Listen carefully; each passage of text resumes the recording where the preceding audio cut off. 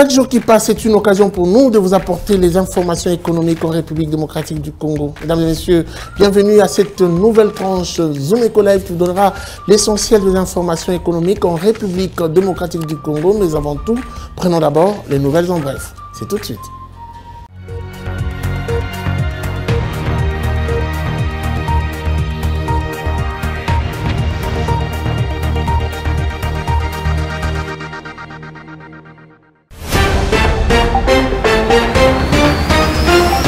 Information du jour, les experts de la Commission nationale de Mercurial renseignent que le cours de produits agricoles et menus forestiers exportés de la République démocratique du Congo est en hausse cette semaine sur le marché international. Après une semaine difficile, le prix du café Robusta remonte sur le marché pour s'est négocié cette semaine à 2,2 $ le kilogramme contre 2,18 $ le kilogramme la semaine passée, soit un écart de prix positif de 0,2 $ américains.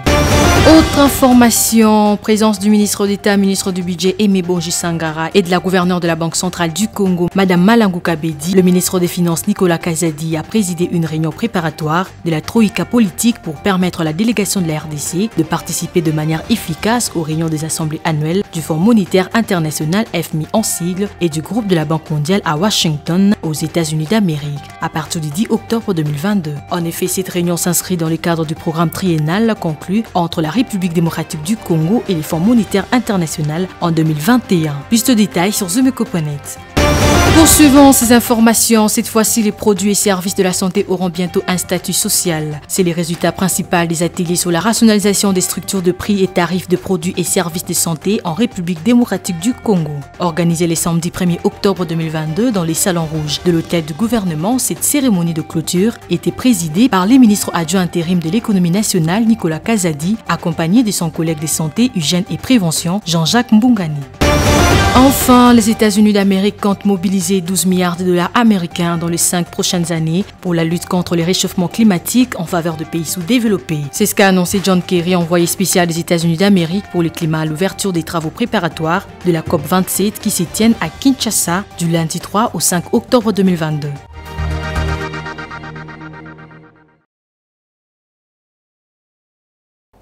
De retour sur ce plateau, nous allons recevoir pour notre toute première rubrique Judith Tunamaka. Elle nous parle des charges décaissées au bénéfice de l'environnement et du développement durable. Fin août 2022, nous sommes en train d'aborder cette question en prélude du grand sommet qui se tiendra en Égypte du 7 au 18 2022. On parle ici de la COP 27. C'est tout de suite.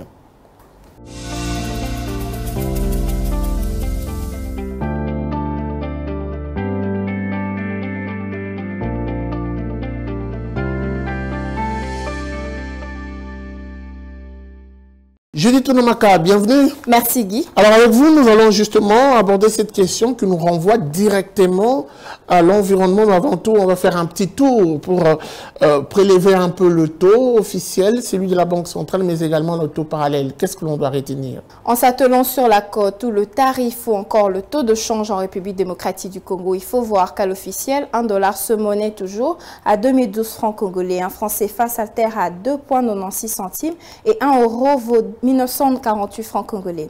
Alors, évoquons à présent le tarif sur le marché parallèle ou encore l'approximative. Ici, nous ciblons évidemment un endroit parmi plusieurs contrées et nous avons pointé aujourd'hui Kintambo et dans cette commune, 1 $ vaut 2030 francs congolais, un franc CFA se change à 3,15 centimes et 1 euro à 2071 francs congolais. Alors avant de parler de 2022, j'aimerais qu'on fasse un petit récapitulatif pour parler de 2021. Combien exactement le gouvernement a reçu décaisser au bénéfice de l'environnement et du développement durable? D'après le rapport sur les états de suivi budgétaire de la Direction générale des politiques et programmation budgétaire du mois d'août 2021, le gouvernement congolais a affecté un montant de 18,2 milliards de francs congolais, soit 9,1 millions de dollars américains, dans le secteur de l'environnement et développement durable. Les prévisions linéaires en faveur de ce secteur ont été fixées à 29,2 milliards de francs congolais, c'est-à-dire 14,2 millions de dollars américains. Il s'est donc dégagé sur cette analyse une cote de concrétisation de 62,3%. Vous nous avez parlé de l'année passée, parlons cette fois-ci de cette année, mais il y a une précision à apporter. Ici, on parle du mois d'août. Combien exactement le gouvernement a pu décaisser en faveur au bénéfice de l'environnement et du développement durable de la République démocratique du Congo, principalement au mois d'août? En 2022, à la même période, il a été mobilisé de la part du gouvernement en faveur du secteur de l'environnement et développement durable, une somme équivalente à 22,4 milliards de francs congolais, soit 11,2 millions de dollars américains. Pendant que les prévisions linéaires avaient été fixées de 87,3 milliards de francs congolais, soit 43,6 millions de dollars américains. Au cours de cette période, la cote ou tarif de réalisation a été de 25,6%. Et cette somme a été donc repartie de la manière suivante. Les dépenses de personnel ont coûté 15,3 milliards de francs congolais. Les biens immatériels se sont élevés à 1,9 milliard de francs congolais. Et 244 millions de dollars américains ont été orientés pour les dépenses de prestations. Et les transferts et interventions de l'État ont coûté 1,1 milliard de francs congolais et les équipements 3,6 milliards de francs congolais. Oui, ça c'est ce qui a été prévu pour le mois d'août. Judith Tounamaka, généralisons un peu le débat puisque nous avons également abordé l'année passée et cette année, dans son ensemble, combien le gouvernement a prévu de décaisser pour justement l'environnement et le développement durable? Pour l'ensemble de l'exercice budgétaire 2022, le gouvernement congolais a prévu en faveur du secteur de l'environnement et développement durable une somme équivalente à 130,3 milliards de francs congolais. Merci de nous avoir donné toutes ces précisions. Je rappelle que vous étiez donc à la présentation de chiffres clés. Merci à vous Guy, c'était un plaisir.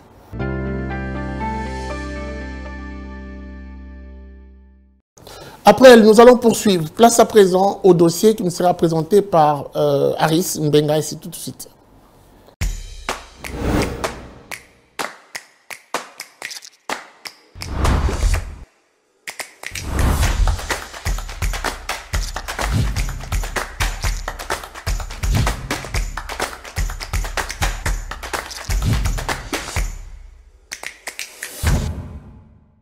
Monsieur Aris Mbenga, bienvenue. Merci Guy. Alors, votre thématique ici, Monsieur Aris Mbenga présente cette tribune comme une bonne opportunité pour la République démocratique du Congo, puisqu'on parle de la RDC comme pays solution. Exactement, en quoi est-ce que c'en est une? Pour parler du cas, plus précisément de la RDC, le Premier ministre estime qu'il est plus que temps de se pencher sur le cas de la nature de la RDC en vue d'assurer la survie de sa population qui est confrontée à l'urgence de limiter ses émissions de gaz à effet de serre dès lors que l'Afrique n'est responsable qu'à 0,4% des émissions mondiales des gaz à effet de serre. Que doit faire exactement la RDC pour capitaliser cette opportunité? La mise en œuvre de l'engagement pris sans précédent par près de 140 pays en vue d'arrêter et d'inverser la perte de forêt et la dégradation des terres tout en assurant un développement durable, en promouvant la transformation durable et inclusive. On se rappellera bien sûr des promesses faites bien sûr à cette COP26 où 12 donateurs annonçaient bien sûr la donation ou encore la dotation d'1,5 milliard de dollars américains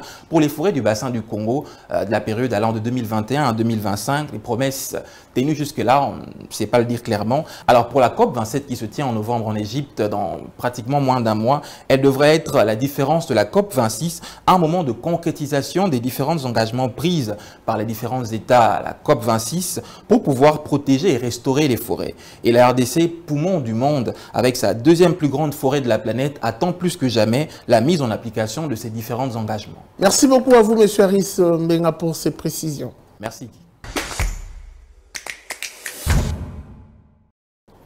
Après lui, nous allons faire un petit tour au ministère de l'Enseignement primaire, secondaire et technique pour parler et annoncer cette bonne nouvelle pour tous les enseignants. Ah ben oui, on parle ici de l'effectivité de la paye. On parle justement de 99,5%, un record jamais atteint depuis l'histoire. Nous allons recevoir sur ce plateau un chef de division du CECOP, le CECOP qui n'est rien d'autre que le service de contrôle des payes des agents au ministère de l'Enseignement primaire, secondaire et technique. Il s'appelle Monsieur Emmanuel Diatta. Avec lui, nous allons aborder cette question. C'est tout de suite après ceci. Suivez.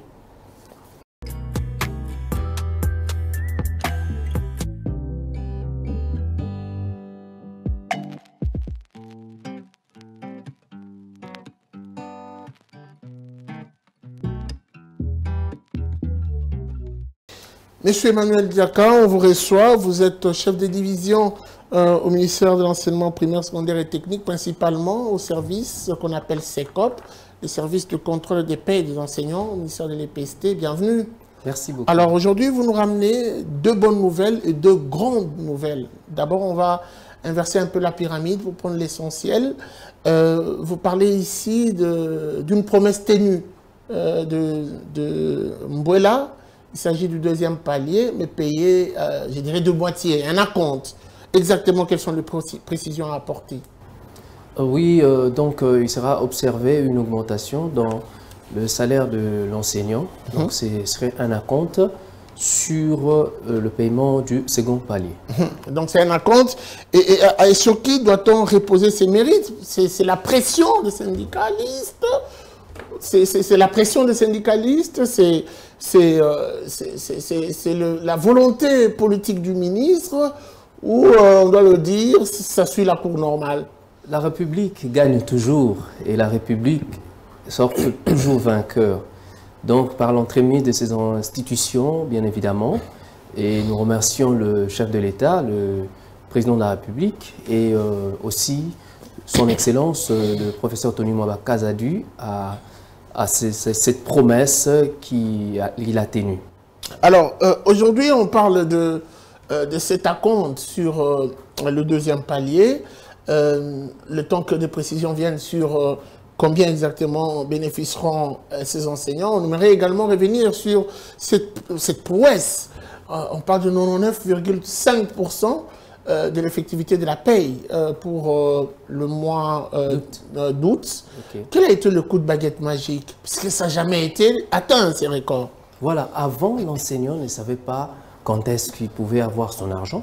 Et maintenant, aujourd'hui, il y a eu un nouveau dynamisme au sein du SECOP par le manager principal, le directeur, chef de service, M. Papi Mangobé, qui a mis en place des mécanismes permettant, n'est-ce pas, à l'enseignant d'être informé à temps réel de sa paye.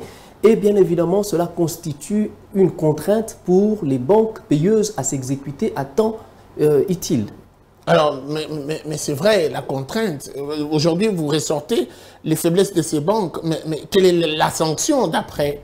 Oui, pour les banques qui n'étaient pas en mesure d'exécuter en temps utile leur paye, nous avions proposé une délocalisation des effectifs. Et cela a bousculé les banques à pouvoir payer. Et nous avons compris que les banques, dès lors qu'ils ont le listing et les fonds qui leur sont versés par la Banque centrale du Congo, ils doivent inévitablement passer à l'exécution de la paie.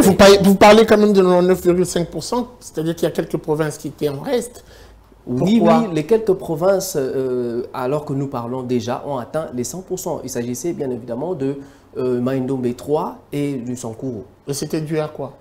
C'était dû justement aux opérateurs de paie. C'est à eux que relevait cette responsabilité du convoyage des fonds et de tout ce qui tourne autour du mécanisme de la paie. Alors, on va finir avec cette question de curiosité, en tout cas, qui me vient d'un enseignant. Le ministère s'est toujours dit ne pas avoir suffisamment de moyens pour répondre aux desiderata des enseignants en ce qui concerne notamment l'augmentation de leur salaire. Là, je suis déjà dans les paliers.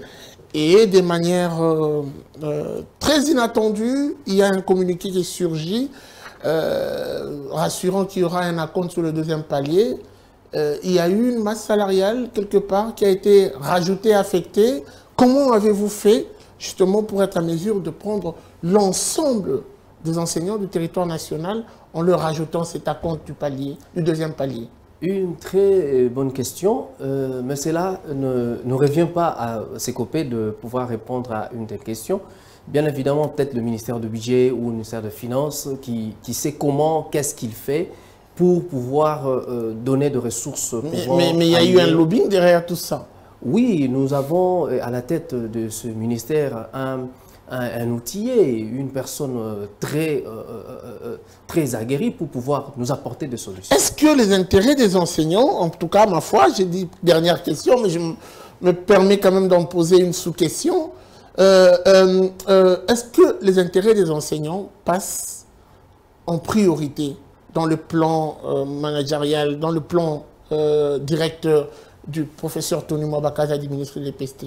Oui, je dirais oui, parce qu'il a souvent l'habitude de dire que la gratuité n'est pas synonyme de la pauvreté. Donc, le SECOP reste dans ce cadre-là pour pouvoir s'assurer que l'enseignant a perçu exactement le montant de son salaire et le mois qu'il convient à recevoir. Merci beaucoup à vous, monsieur Emmanuel Diaka, pour ces précisions. C'était un plaisir d'être avec vous sur ce plateau. Merci beaucoup. Suivez-moi tout le jour à travers Zoom Wednesday sur Zoom Eco Live. Abonnez-vous sur notre chaîne YouTube. Zoom Eco Live, la référence de l'actualité économique en RDC.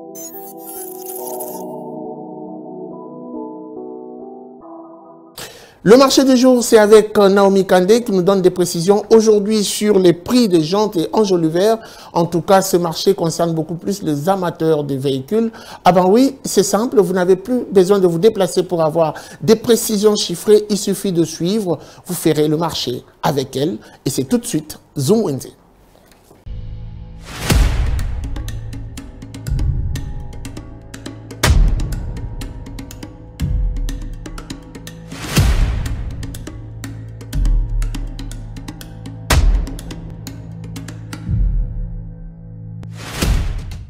Dans la pneumatique, l'on ne peut pas se passer de cet élément métallique, généralement en aluminium, en tôle ou chromé. La jante permet de lier la roue au pneu, se distingue d'après leur alliage et leur capacité de dissiper la chaleur. Ces numéros de Zoom Wednesday vous ramènent tout le détail sur le prix des jantes et enjoliveurs. Les marchés, c'est maintenant. Commençons ces nouveaux marchés avec le prix de jantes BMW qui coûte 400 $ pour 4 roues, alors qu'une roue s'y vend à 100 $. 4 jantes de la Honda revient au prix de 157 $. 4 jantes de la marque Toyota se vendent à 180 $. Pour les utilisateurs de voitures Toyota Corolla, 4 jantes se fixent au prix de 350 $. À Kinshasa, vous trouverez aussi des enjoliveurs où 4 enjoliveurs chromés se vendent à 618 $. 236 $ est le prix fixé de 4 jantes de la marque Mitsubishi. La jante en alliage Toyota coûte 80 $ par roue, alors que 4 roues est vendue au prix de 320 $. Zoom Wednesday a pensé à vous emmener le prix des jantes de vélo, où le prix varie entre 10 $ et 15 $, voire même plus. La jante Lexus et Tundra de 20 pouces coûte 1000 $ pour 4 roues. Terminons avec 4 jantes pour 4 roues, un alliage de taille 17 au prix de 230 $ américains. Merci de nous avoir suivis sur Zoom Wednesday. Restez connectés sur Zoom Eco Live. Les rendez-vous économiques, c'est dans l'agenda sur Zoom Eco Live. Abonnez-vous sur notre chaîne YouTube. Zoom Eco Live, la référence de l'actualité économique en RDC. Quels sont les différents rendez-vous du 4 octobre 2022? Adassa Grache nous ramène déjà vers sa rubrique l'agenda et c'est tout de suite.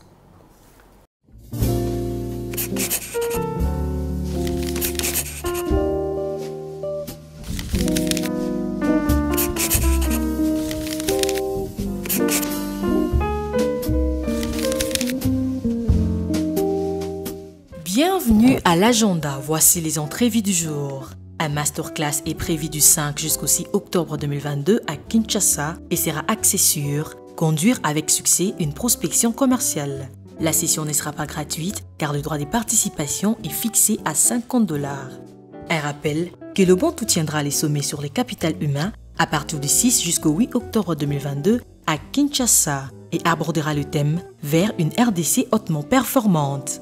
Et pour finir, Congo Digi Business organise une conférence sur l'entrepreneuriat agricole, les dimanches 9 octobre 2022 de 16h à 17h30 à Kinshasa, avec comme thème « Saisir les opportunités pour diversifier vos activités agricoles pour plus de revenus durant toute l'année ». Merci de nous avoir suivis. Au revoir. Ils sont nombreux à avoir accepté de partager avec nous leur expérience. Ils sont nombreux à avoir accepté de nous ouvrir leurs portes pour nous dire comment ils s'organisent. Ah ben oui, ils sont nombreux à avoir partagé avec nous leur petite activité économique. Ils sont nombreux à avoir démontré l'entrepreneuriat dans ce qu'ils font. Aujourd'hui, c'est un autre qui se rajoute sur la liste. Il s'agit ici d'un vendeur de babouches au marché Rail qui a voulu se rejoindre à nous pour expliquer comment ils s'organisent, mais également comment faire pour vivre de la débrouillardise à Kinshasa. C'est une mission difficile, mais pas impossible. Article 15, c'est tout de suite.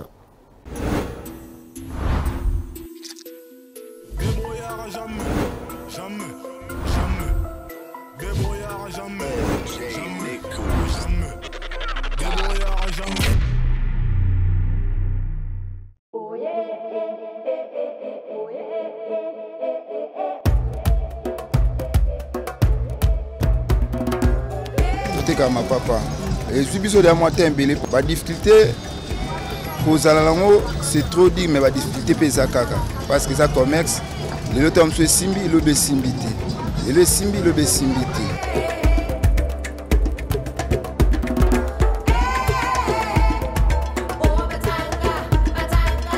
ko ba ka ko épargner ko ba bomba ya on temps c'est ça que moi mais ça on peut fonctionner kaka. Oui, bah peut gérer. Tant aux 10 francs, bah vite qu'il faut les 10 francs tout. Tant aux 10 francs. Oui, il y a place dans ça là, on a 10 francs. Alors, vous 10 francs on y a soliango, au chango kwiti. Après l'obis on a na bandeli, na location 10 francs dessus. Na kangaba non pas bandoli. Hein? On a bah on a 10 francs. Non, il y a moi 20 centimes, sur 30 centimes, ah 5, 40 on a bomba, 40 on a somba bilo. Pour na pouvoir retourner.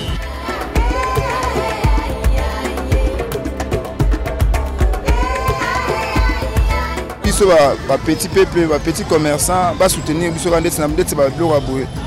va faciliter primo abordable na tekaki na facilité rapide.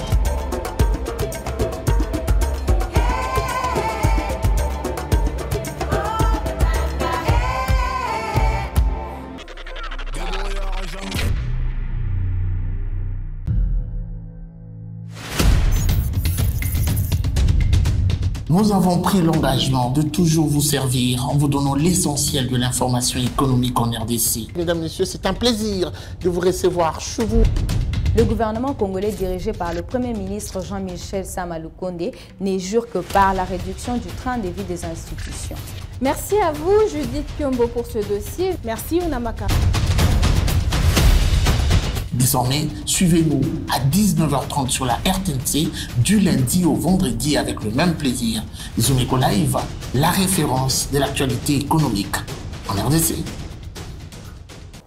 Voilà, c'en est fini pour aujourd'hui. Merci de nous avoir suivis. La suite est sans doute au prochain numéro avec le même plaisir. Au revoir et à très vite.